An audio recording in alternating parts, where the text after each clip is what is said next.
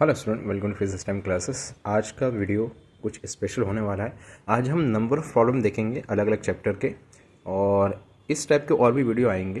तो अगर आपको वीडियो अच्छा लगे तो लाइक करिए, चैनल को सब्सक्राइब करिए, शेयर करिए। आपके सपोर्ट से ही ये चैनल आगे ग्रो करेगा। चलिए वीडियो स्टार्ट करते हैं। तो प्रथम क्वेश्चन है क्लास 10 का। The radii of two circle are 8 centimetre 6 centimetre respectively. The diameter of the circle having area equal to sum of the area of two circle. काफ़ी सिंपल प्रॉब्लम है। There are this are your option. आपको दो radius दे रखा है, 8 centimetre 6 centimetre. अब इनसे जो circle बन रहे हैं उनका जो कॉम्बिनेशन है, सम जो है, वो एक बड़े सर्कल को बना देगा। ठीक, आपको बड़े सर्कल का क्या निकालना है? बड़े सर्कल का को डायमीटर फाइंड करना है। एज वी नो, रेडियस हमें पता है, रेडियस का ट्वाइस कर दीजिए, डायमीटर निकल जाएगा। तो पहले सर्कल का डायमीटर निकल गया, सेकंड सर्कल का डायमीटर ये निकल गया। अब इन दोनों के एरिया का सम कर दीजिए, वो बड़े सर्कल के एरिया के इक्वल होगा। तो एरिया का formula in terms of diameter क्या होता है? सर्कल में π/4 d स्क्वायर, यहाँ पे भी π/4 d स्क्वायर, π/4 d1 का स्क्वायर, π/4 d2 का स्क्वायर, π/4 कॉमन लेके कैंसिल आउट कर दीजिए। तो d square is equal to d1 square plus d2 square.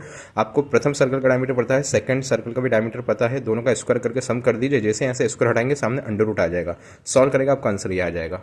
I hope आपको समझ में आया हो। सेकंड क्वेश्चन ये है आपको सम की वैल्यू दे रखी है, प्रोडक्ट की वैल्यू दे रखी है, आपको इक्वेशन बनाने को बोला गया है पॉलिनोमियल की। हमारा रिलेशन क्या होता है? X square minus sum into x plus product is equal to 0।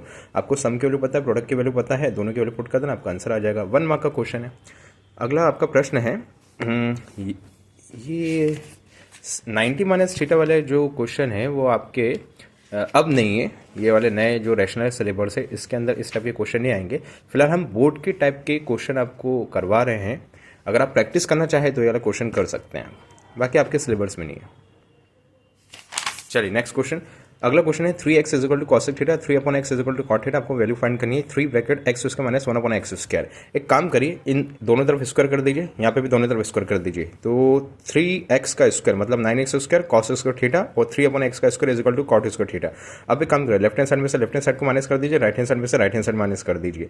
तो 9x square minus 9/x square यहाँ पे हो गया, यहाँ पे cos square theta minus cot square theta. 9 को कॉमन ले लीजिए, x square minus 1/x square. अब हमारे पास में एक रिलेशन होता है कि जो कॉस स्क्वायर थीटा होता है वो होता है 1 plus cot square theta. Cot को इधर ले आइए, इक्वल्स टू इधर ले आइए। तो cos square theta minus cot square theta किसके बराबर होता है? 1 के बराबर होता है। अब आपको जो आंसर निकालना है वो निकालना है 3 bracket x square minus 1/x square. आपका लेफ्ट हैंड साइड में आ रहा है 9 bracket x square minus 1/x square. एक काम करिए, इसको ब्रेक कर लीजिए 3 इंटू 3 में, एक 3 को नीचे ले आइए। तो आगे आपका आंसर जो आपको चाहिए था 3 ब्रैकेट में x square minus 1/x square किसके बराबर होता है? 1/3। नेक्स्ट क्वेश्चन है, काफ़ी अच्छा क्वेश्चन है, स्टैंडर्ड पेपर में आ सकता है। If AP of the 50 term, the sum of the first 10 term 210 and the sum of last 15 term is 2565, find the AP.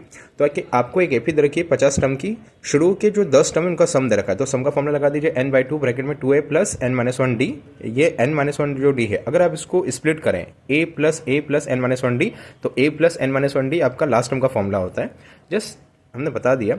अभी फिलहाल हमने ये वाला रिलेशन यूज़ करा, s is equal to n/2 bracket में 2a प्लस n-1d। n की value आपको पता है कितनी दे रखी है? आपको 10 दे रखी है, क्योंकि हमें 10 टर्म का सम पता है। सम की वैल्यू पुट कर दी, n की जगह 10 पुट कर दिया। a और d के बारे में कोई इन्फॉर्मेशन नहीं, तो a d के फॉर्म में पहली इक्वेशन बन गई। अब आपको एक और इक्वेशन बनानी है in terms of a and d, क्योंकि दो अननोन होते तो दो इक्वेशन बनना कंपलसरी है। दोनों को आप सिंप्लीफाई करेगा, a d का आंसर निकल जाएगा। अब जो सेकंड इक्वेशन बनानी है उसके लिए सारा ये दे रखा है कि लास्ट टर्म बोल रखा है, 50 टर्म दे रखे हैं। कैसे करेंगे? बहुत ईजी है। एक काम करिए, 50 टर्म दे रखे हैं ना, तो 50 टर्म का सम का फॉर्मूला लगा दीजिए।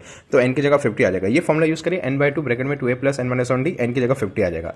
ये आपने सॉल्व करा, ये आपकी एक इक्वेशन बन गई, सेकंड इक्वेशन बन गई।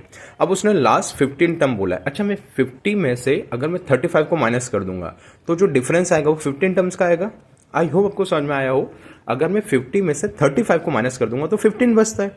तो मैंने अब n की जगह 35 ले लिया है, और 35 लेके मैंने एक और इक्वेशन बना ली है। देखिए, n की जगह 35 लिया, एक और मैंने सम की इक्वेशन बना ली है। अब देखिए, ये है S50, ये है S35। अगर मैं 50 में से 35 को माइनस कर दूंगा तो मेरा क्या बचेगा? डिफरेंस आएगा मेरा S15 का आएगा।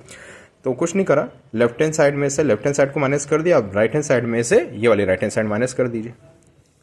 ठीक है, तो सॉल्व करिए, इसको ही सॉल्व करिए, इसको रहने दीजिए। तो आपका S15 है, S15 की वैल्यू आपको दे रखी है। इसने साफ बोला था कि जो सम है लास्ट 15 टर्म का वो 2565 है। तो 2565 आपका आ गया, डिफरेंस आ गया, सॉरी सम दे रखा है यहाँ पे लास्ट 15 टर्म का। अब इसको सिंप्लीफाई करिए ए डी के फॉर्म में, देखिए इक्वेशन बनेगी, ये बन गई। अब एक ए डी के फॉर्म में इक्वेशन ये रही, एक ए डी के फॉर्म में इक्वेशन ये रही। आपकी मर्जी, चाहे तो एलिमिनेशन लगाइए, चाहे तो सब्स्टिट्यूशन लगाइए, सॉल्व करिए, ए और डी का आंसर निकल जाएगा। आई रिपीट माई सेंटेंस, ये स्टैंडर्ड का क्वेश्चन है, तो इस टाइप के प्रश्न स्टैंडर्ड में आ सकता है। चलिए, हमने सॉल्व करा और आंसर हमें प्राप्त हुआ है ये देखिए ए डी का आंसर आ गया।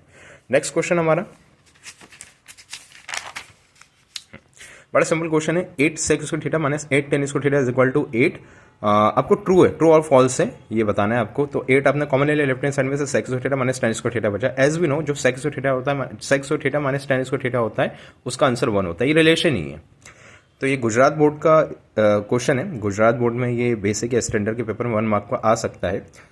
नेक्स्ट क्वेश्चन है, आपसे पूछा गया है 7 into 11 into 13 plus 13 is a prime number. NCERT का क्वेश्चन है। आपसे पूछा गया है कि ये जो कॉम्बिनेशन है आपका प्राइम नंबर है। एक काम करिए, देखिए प्लस के इधर और प्लस के इधर आपका कॉमन क्या आ रहा है। इधर आपका 7 इंटू 11 इंटू 13 है, प्लस 13 है, तो 13 आपका कॉमन आ गया, तो 13 को हमने बाहर निकाल लिया। 7 का 11 में करा 77, यहाँ पे आया +1, 77 + 1 क्या हो गया, 78 हो गया। अब देखिए यहाँ पे अगर ये प्राइम नंबर होता तो प्राइम नंबर तो वो नंबर होता है जो सेल्फ डिवाइडेड होते हैं। ये तो कंपोजिट नंबर आ गया, क्योंकि यहाँ पे क्या 2 फैक्टर आ गया। अगर 2 फैक्टर है मतलब कंपोजिट नंबर है, तो ये तो फॉल्स स्टेटमेंट है। आई होप आपको समझ में आया हो।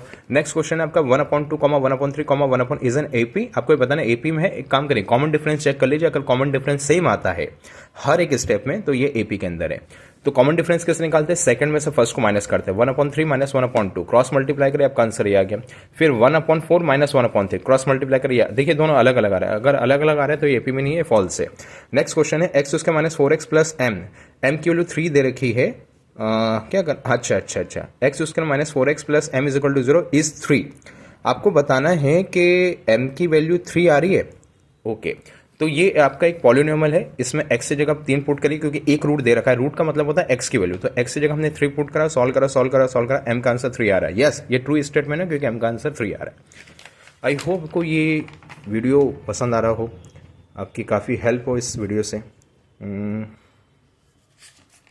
और किस टाइप के क्वेश्चन कराएं, चलिए इस टाइप का क्वेश्चन ले लीजिए। आपको 2 पॉइंट दे रखे हैं, 2a minus b comma b, और सेकंड पॉइंट है b comma 2a minus B.